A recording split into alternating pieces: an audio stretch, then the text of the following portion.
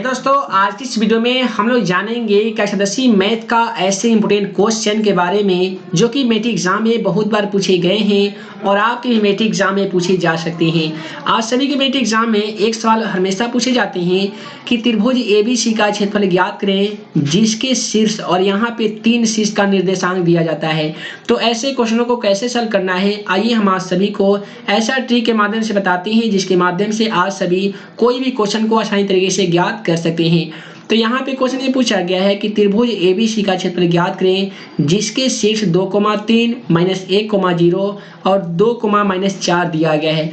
तो ऐसे क्वेश्चनों को सॉल्व करने के लिए सबसे पहले आप सभी को एक त्रिभुज ABC की रचना कर लेनी होगी। त्रिभुज ABC बनाने के बाद में आपको क्या करना होगा कि यहाँ पे दिया गया है A में 2, 3, तो आप A का यहाँ पे शीर्ष लिख देंगे कितना 2, 3। इसके बाद में दिया गया है -1, 0, तो आप यहाँ पे B की जगह पे लिखेंगे -1, 0 और C की जगह पे आप लिखेंगे 2, -4। तो चलिए हम लिख लेते हैं 2, -4। उसके बाद में ये हो जाएगा मान x1 का, ये हो जाएगा y1 का मान, ये हो जाएगा x2 का मान, दूसरा हो जाएगा y2 और ये दोस्तों हो जाएगा x3 का मान, ये हो जाएगा y3 का मान। उसके बाद में आज सभी को एक फार्मूला याद करना होगा जिसका नाम है त्रिभुज ABC का क्षेत्रफल। तो आप यहाँ पे लिखेंगे त्रिभुज ABC का क्षेत्रफल। दोस्तों इसका एक फार्मूला होता है, काफ़ी सिंपल है उस फार्मूला को याद करना। उसके लिए एक आसान ट्रिक याद करना होगा आपको, वो होता है 23, 31, 12। ठीक है, 23, 31, 12। अब 23 का क्या मतलब हो गया था, केवल आपको इसमें y लगा देना होगा। इसका फॉर्मूला कुछ इस प्रकार से होता है 1/2 × x1। उसके बाद देखिए 23 का मतलब y2 और -y3। तो देखिए 2 और 3 23 हो गया और प्लस होता है x2। इसके बाद में होता है 31 यानी y3 - y2 प्लस में होता है x3 और यहाँ पे होता है 12 यानी y1 - y2। ये फॉर्मूला है जो आप सभी को याद करना बेहद जरूरी है। इसके बाद वाले स्टेप में आप क्या करेंगे कि 1/2 को सेम टू सेम लिखेंगे। उसके बाद में दिया गया है x1 का मान, तो x1 का मान कितना दिया गया है 2 दिया गया है, तो आप यहाँ पे 2 लिखेंगे। उसके बाद में दिया गया y2 का मान, तो y2 का मान यहाँ पे 0 है तो आप 0 लिखिएगा।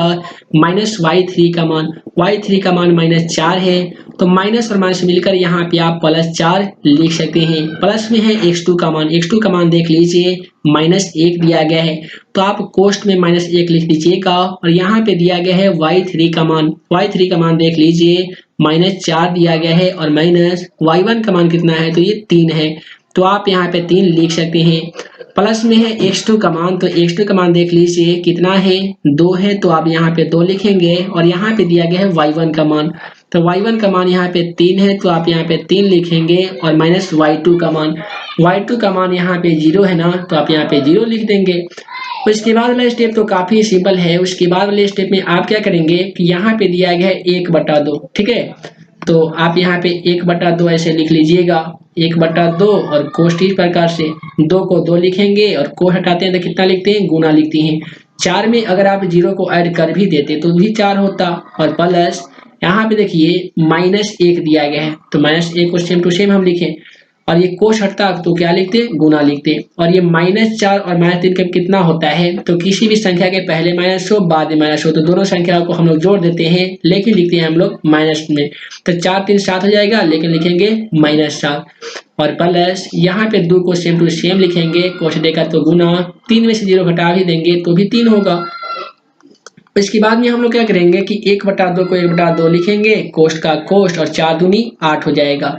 उसी प्रकार से यहाँ पे देख लीजिए माइनस से माइनस कैंसिल जाएगा तो 7 कम 7 हो जाएगा और प्लस 3 दूनी कितना होता है तो 3 दूनी 6 होता है। उसके बाद में आप क्या करेंगे कि 1/2 को 1/2 लिखेंगे, कोष्ठ हटाते हैं तो हम लोग गुना लिखते हैं और यहाँ पे सभी संख्या को हम लोग जोड़ देंगे तो 8 7 15, 15 6 कितना होता है 21 होता है। तो 21 में अगर आप 1 से गुना कर भी देते तो 21 होता और नीचे कितना है 2 है तो क्वेश्चन का सही जवाब 21/2 वर्ग मात्रक आ जाएगा। तो आइए हम आज सभी को एक और अगला क्वेश्चन दिखा देते हैं ताकि आपको अच्छी तरीके से समझ में आ जाए। और अगला जो क्वेश्चन है उस सेम इसी प्रकार से दिया गया था कि त्रिभुज ABC का क्षेत्रफल ज्ञात कीजिए जिसके शीर्ष -5, -1, 3, -5 और 5, 2 दिया गया है। तो सबसे पहले जो चीज़ हमें मालूम है उसका नाम हम लोग लिख देते हैं। इसका नाम हम लोग ए देते हैं, कितना दिया गया है तो -5, -1 दिया गया है तो हम लोग लिखते हैं -5, -1। उसके बाद ये बी में क्या दिया गया है, तो बी में 3 कोमा -5 दिया गया है, तो आप यहाँ पे लिखेंगे 3 कोमा -5। तो इसके बाद में सी में क्या दिया गया है, तो सी में 5,2 दिया गया है, तो आप यहाँ पे 5,2 लिख सकते हैं। पिछले क्वेश्चन की तरह आप इसका नाम रखेंगे x1 का मान, दूसरा नाम रखेंगे y1, ये हो जाएगा x2, ये हो जाएगा y2, यहाँ पे ये हो जाएगा x3, ये हो जाएगा y3। ठीक है, उसके बाद में आज सभी को उसी फॉर्मूला का यूज करना है जिसको हम लोग बोलते हैं त्रिभुज ABC का क्षेत्रफल। अब त्रिभुज ABC का क्षेत्रफल क्या होता है, पिछले वाले क्वेश्चन में हम लोग देख लिए हैं, वो होता है 1/2 into x1 into y2 minus y3 plus में होता है x2। ठीक है, यहाँ पे होता है y3 minus y1 plus x3, यहाँ पे होता है y1 माइनस y2। फॉर्मूला याद कर लीजिएगा, तो ऐसे क्वेश्चनों को सॉल्व करना काफी इजी हो जाएगा। ठीक है, तो यहाँ पे दिया गया 1/2, तो आप 1/2 लिखेंगे। यहाँ पे क्या है, तो कोष्ठ है, x1 का मान आपको चाहिए, x1 का मान देख लीजिए -5 दिया गया है, तो आप यहाँ पे -5 लिखेंगे।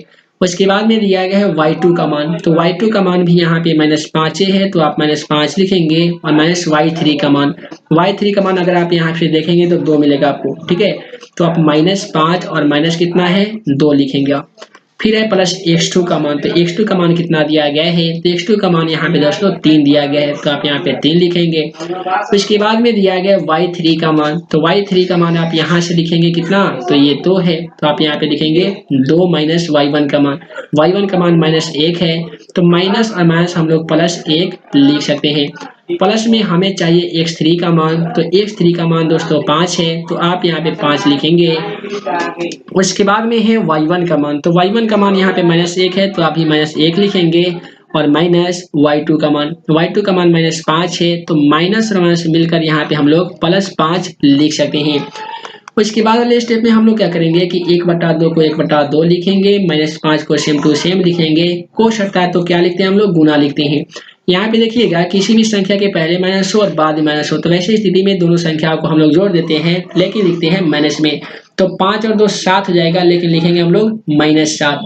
उसी प्रकार से +3 को हम लोग सेम टू सेम लिखेंगे, और कोष हटाएंगे तो क्या लिखेंगे, गुना लिखेंगे। और 2 में 1 को अगर हम लोग जोड़ देते तो कितना होता, 3 होता। फिर प्लस 5 को हम लोग सेम टू सेम लिखेंगे, और को हटाएंगे तो गुना। -1 प्लस 5 मिलके कितना होता है, तो 4 होता है। उसके बाद वाला स्टेप में क्या करना होगा आपको कि 1/2 को 1/2 और कोष, ये कोष जो है उसको सेम टू सेम हम लोग लिखेंगे। ये माइनस से माइनस कटेगा तो 7 बजे कितना हो जाएगा, तो ये 35 हो जाएगा। और ये 3 तिहाई 9 हो जाएगा, और ये 5 चौका 20 हो जाएगा। उसके बाद वाले स्टेप में आपको क्या करना होगा कि 1/2 को सेम टू सेम और को हटेगा तो गुना, और ये सभी संख्याओं को जोड़ना होगा। तो 35 में 20 जोड़ लीजिएगा तो कितना हो जाएगा, 55। 55 में 9 जोड़ते तो कितना होता है, 64 होता है, तो आप यहाँ पे 64 लिखेंगे। और ये जो है आप इसे कटा सकते हैं 32 दूनी 64, यानी आपका जो क्वेश्चन का आंसर आ गया है वो 32 वर्ग मात्रा का आंसर आ गया है। ठीक है, तो इस प्रकार से हम लोग दूसरा क्वेश्चन को भी सॉल्व कर लिए हैं।